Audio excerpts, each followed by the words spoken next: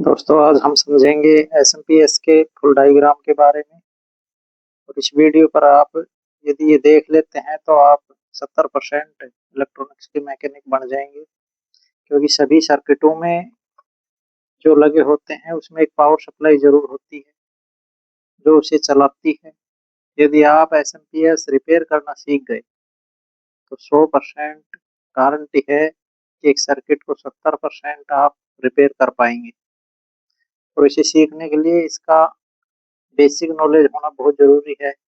और वो आज हम इस डायग्राम के माध्यम से आपको समझाएंगे कि कौन से पार्ट कैसे काम करते हैं और हमें क्या क्या टेस्टिंग करनी चाहिए, कैसे वर्क करता है एसएमपीएस।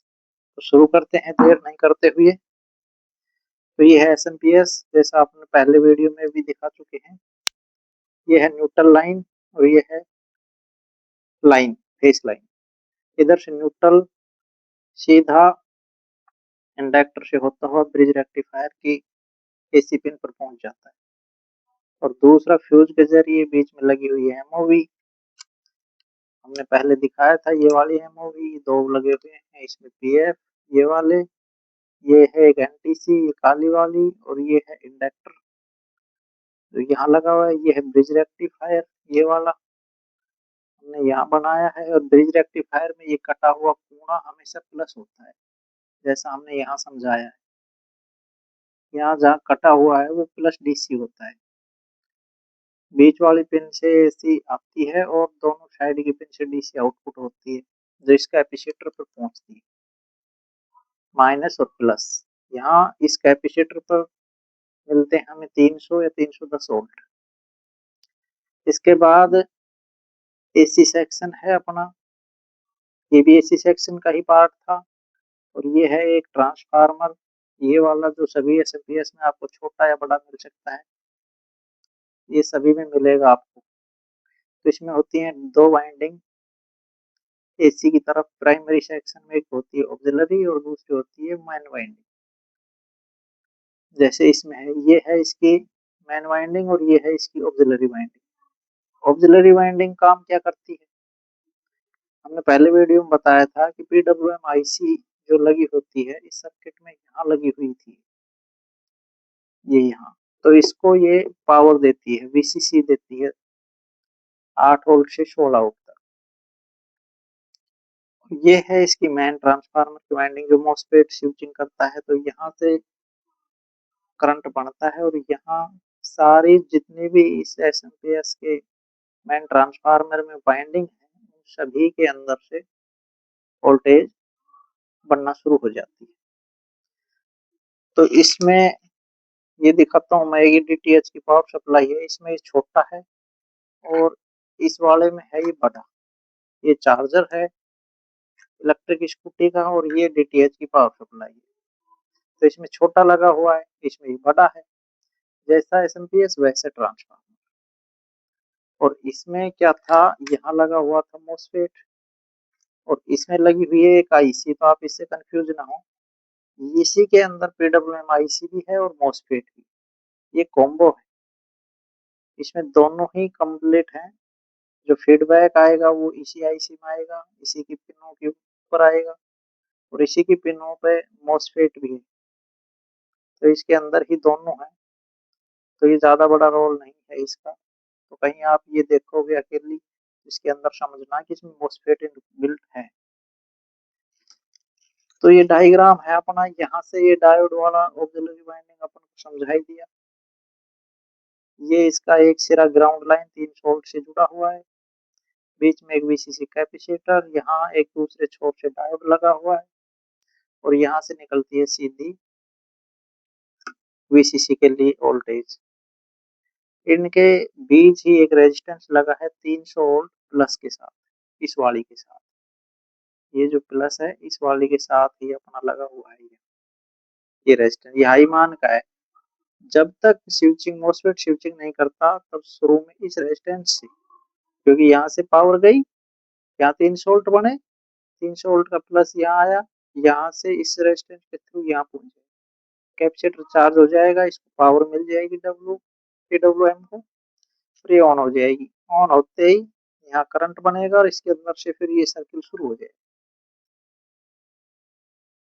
तो ये है अपना मेन ट्रांसफार्मर की वाइंडिंग, और ये अपन को पहले ही बता दिया, यहाँ से इसमें प्लस जुड़ा हुआ है एक से, और यहाँ से निकल कर ये डायोड है, ये स्नाइपर सर्किट बनाया है, एक डायोड, एक कैपेसिटर, एक रेजिस्टेंस।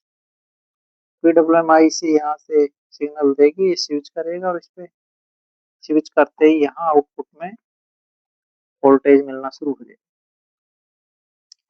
अब इस SMPS का जो सबसे मेन रोल है, वो स्विचिंग कितनी करे, आउटपुट निश्चित कैसे रहेगी, फिक्स कैसे करेंगे, तो उसके लिए लगा हुआ है feedback section. Feedback section attach होता है मेन ट्रांसफार्मर की वाइंडिंग की सेकेंडरी वाइंडिंग से। ये है प्राइमरी वाइंडिंग और ये है इसका सेकेंडरी वाइंडिंग, जहाँ से अपन को DC आउटपुट मिलती है।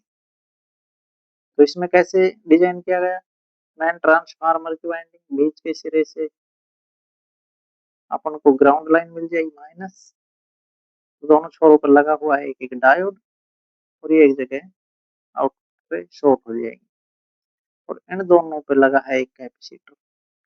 जितने वोल्ट की सप्लाई होगी उसके दोगुने मान का आपको कैपेसिटर इसके आउटपुट में मिलेगा।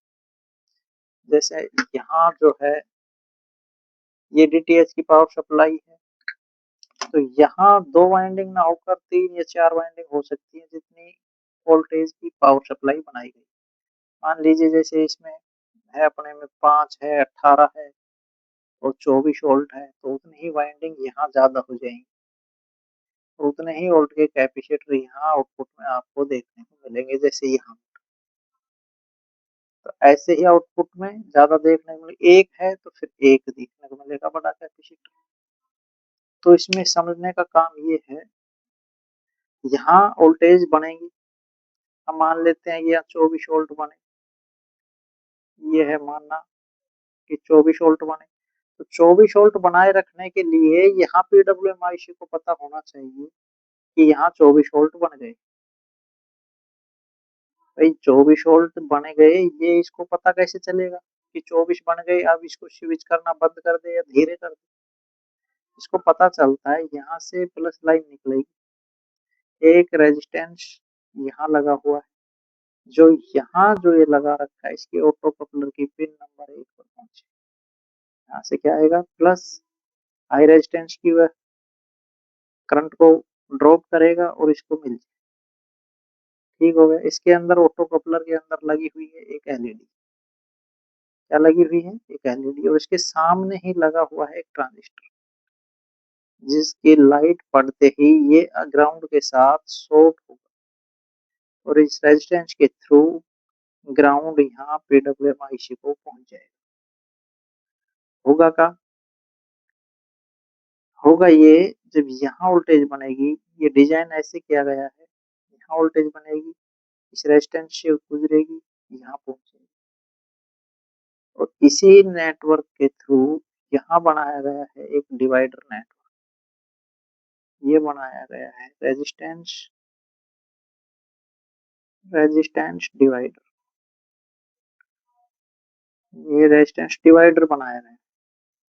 इसका काम क्या है, यहाँ से प्लस आएगी और इधर जुड़ा हुआ है ग्राउंड। ये जो सिंबल है अपना, ये ग्राउंड का है, जैसा मैंने यहाँ लिख दिया है। ये जहां भी आप देखो तो उसे ग्राउंड समझो कि ये ग्राउंड का सिंबल। जहां जहां ये सिंबल नजर आए वो ये समझना कि ये 300 वोल्ट का जो ग्राउंड पिन जहां जहां नोट की है वो है। लेकिन आउटपुट में ग्राउंड अलग है, किसी किसी पावर सप्लाई में आपको एक भी मिल जाएगा, लेकिन इस SMPS में आउटपुट में ग्राउंड अलग है, क्योंकि ये प्राइमरी वाइंडिंग और ये सेकेंडरी वाइंडिंग दोनों अलग, और यहाँ ग्राउंड भी अलग ही बन रहा है। तो ये रेजिस्टेंस डिवाइडर, यहाँ से प्लस जाएगी, यहाँ से माइनस आएगी, और होगा ये जो रेजिस्टेंस R1 और R2 है, ये फार्मूले से निश्चित किया जाता है कि यहाँ कितना वोल्ट, यहाँ कितना वोल्ट मिले। डिवाइडर नेटवर्क इसीलिए बनाया जाता है कि हम वोल्टेज जितना चाहें उतना गुणा करके फार्मूला में रख के फिर ये दोनों रेजिस्टेंस लगाते हैं, और उतने ही वोल्टेज हम यहाँ प्राप्त कर लेते हैं। हमें चाहिए यहाँ 2.5 वोल्ट, क्यों चाहिए, क्योंकि हम लगा रहे हैं ऑटो कपलर पर TL431, जैसा इसमें लगा हुआ है। ये TL431 है। इस TL431 का काम क्या है? इसकी रेफरेंस पिन नंबर 3 पर, नहीं सॉरी, एक नंबर पिन पर जैसे ही 2.5 वोल्ट मिलेंगे तो TL431 करेगा क्या? यहाँ से ग्राउंड है सेकंड नंबर पिन, इस ग्राउंड को अंदर से शॉर्ट कर देगा और ये पहुंच जाएगा ऑटो कपलर की पिन नंबर 2। और जहां पहले से ही ऑटो कपलर की पिन 1 पर प्लस वोल्टेज मौजूद है और दूसरे छोर पर जैसे ही ग्राउंड मिलेगा ये एलईडी ग्लो करेगी, जलने लगती है। एलईडी के जलने से ये रोशनी ऑटो कपलर की इनबिल्ट संरचना है। एलईडी जैसे ही जलेगी इसकी रोशनी इस ट्रांजिस्टर पर पड़ेगी और ये ट्रांजिस्टर कैसा है? इस पर रोशनी जैसे ही गिरेगी ये ग्राउंड को शॉर्ट कर देगा इस 4 नंबर पिन के साथ। 3 नंबर पिन को क्या करेगा? 4 के साथ शॉर्ट कर देगा और ये ग्राउंड यहाँ से 3 से होता हुआ पिन नंबर 4 पर आउट हो जाएगा और बीच में लगा है एक रेजिस्टेंस, इसके थ्रू पहुंच जाएगा पीडब्ल्यूएम आईसी। पीडब्ल्यूएम आईसी को जैसे ही ग्राउंड पहुंचेगा इसको समझ में आ जाएगा कि स्विचिंग को बंद करना है, तो ये मॉसफेट को बंद कर देगी। जब मॉसफेट बंद कर देगा, मॉसफेट बंद हो जाएगा तो यहाँ आउटपुट मिलना बंद हो जाएगी और जब ये आउटपुट मिलना बंद हो जाएगी तो यहाँ वोल्टेज क्या हो जाएगा? लो हो जाएगा। आउटपुट लो, यहाँ 2.5 वोल्ट भी लो। 2.5 वोल्ट लो होते ही ये ग्राउंड क्या कर देगा? ये ग्राउंड जो यहाँ से जा रहा था ऑटो कपलर पे ये यहाँ आना बंद हो जाएगा। यहाँ आना बंद होते ही इसकी रोशनी बंद होगी, एलईडी बंद हो जाएगी और ये ग्राउंड यहाँ से ओपन हो जाएगा। ओपन होते ही पीडब्ल्यूएम आईसी दोबारा स्विचिंग शुरू। पीडब्ल्यूएम आईसी स्विचिंग बंद जब ही करती है जब यहाँ इसे ग्राउंड ग्राउंड मिलेगा स्विचिंग बंद, ग्राउंड नहीं मिलेगा स्विचिंग ऑन। और ग्राउंड मिलता है ऑटो कपलर। ऑटो कपलर में लगा हुआ ये रेजिस्टेंस जो अंदर लग रहा है और ये ऑन होता है एलईडी के जलने से। और एलईडी जलती है TL431 के रेफरेंस पिन पर 2.5 वोल्ट आने से। 2.5 वोल्ट कब आता है? जब 24 वोल्ट कंप्लीट होते हैं, क्योंकि ये डिवाइडर नेटवर्क है, ये देगा ही जब जब 24 वोल्ट पूरे होंगे। तो ये काम करता है ऐसे। अब हम दिखाते हैं कि इसमें कहाँ लगा हुआ है। इसमें लगा हुआ है ये ऑटो कपलर और ये लगा हुआ है TL431 जो एसएमडी पैकेज में नजर नहीं आ रहा होगा, इसमें दिखाते हैं, ये बड़ा है। ये है TL431, इस पे लगा हुआ है कैपेसिटर 100 नैनो फैराडे का जो यहाँ लगा हुआ है और इसके बीच लगा है एक 1 ओम की रेजिस्टेंस ऑटो कपलर के बीच, यहाँ लगी हुई, ये लगी हुई है। और ये है TL431 का सिस्टम, यहाँ से ये निकालता है ग्राउंड और ये है इसके अंदर ग्राउंड टच, ये लगा हुआ है ग्राउंड। और ये है इसकी रेफरेंस पिन जो यहाँ से आती है 5 वोल्ट से। और इन्होंने बना रखा है डिवाइडर नेटवर्क इन दोनों के थ्रू, ये 2 रेजिस्टेंस लगी हुई है। यदि आप ऑटो कपलर पे यहाँ वोल्टेज सेट करेंगे, यहाँ मिलता है अपन को कितना? इन दोनों पिनों पर फर्स्ट और सेकंड के बीच में यहाँ, तो यहाँ मिलेगा आपको 1 वोल्ट, ये 1.02 ऐसा वोल्ट मिलेगा ऑटो कपलर पे जब ये ऑन। ऑन क्या होगा? इतनी तेजी से ऑन ऑफ होता है कि अपन यदि मल्टीमीटर टेस्ट करेंगे तो अपन को 1 वोल्ट मिल जाएगा, इसके आसपास मिल जाएगा। तो ये ऑन ऑफ भी इतनी फास्ट होता है। मल्टीमीटर पे 1 वोल्ट मिल जाएगा, यदि यहाँ आप चेक करोगे तो यहाँ 1 वोल्ट मल्टीमीटर पे मिल जाएगा। ठीक हो गया ये। तो ये यदि इसकी वोल्टेज को कम या ज्यादा करनी है तो आप इस डिवाइडर नेटवर्क के रेजिस्टेंस को बदल सकते हैं। ये वाला रेजिस्टेंस मान लीजिए 24 है और आप इसको 12, 24 और इसको 20 करना चाहते हैं, तो ये डिवाइडर नेटवर्क को आपको बदलना पड़ेगा, इन रेजिस्टेंस को चेंज करनी पड़ेगी। यहाँ 2.5 वोल्ट कब आएगा ये तय करना पड़ेगा कि 12 पे 2.5 आएगा तो ये वहां रोक देगा। यदि ये 30 वोल्टेज पे 2.5 आएगा तो यहाँ 30 आएगी, तब फिक्स हो जाएगी। लोड का सिस्टम ये है कि जब हम लोड डालते हैं वोल्टेज ड्रॉप होते हैं, यहाँ भी वोल्टेज ड्रॉप होते हैं 2.5 वोल्ट भी, और ड्रॉप होते ही यहाँ एलईडी ग्लो करना बंद कर देती है और ग्राउंड जाना बंद हो जाएगा, स्विचिंग बढ़ जाएगी और मेंटेन हो जाएंगे जितने वोल्टेज पे हमने फिक्स किया है उतने वोल्टेज। तो यहाँ सभी सिस्टम पूरा ऐसे के ऐसे ही एसएमपीएस काम करता है, चाहे कितना ही बड़ा एसएमपीएस हो।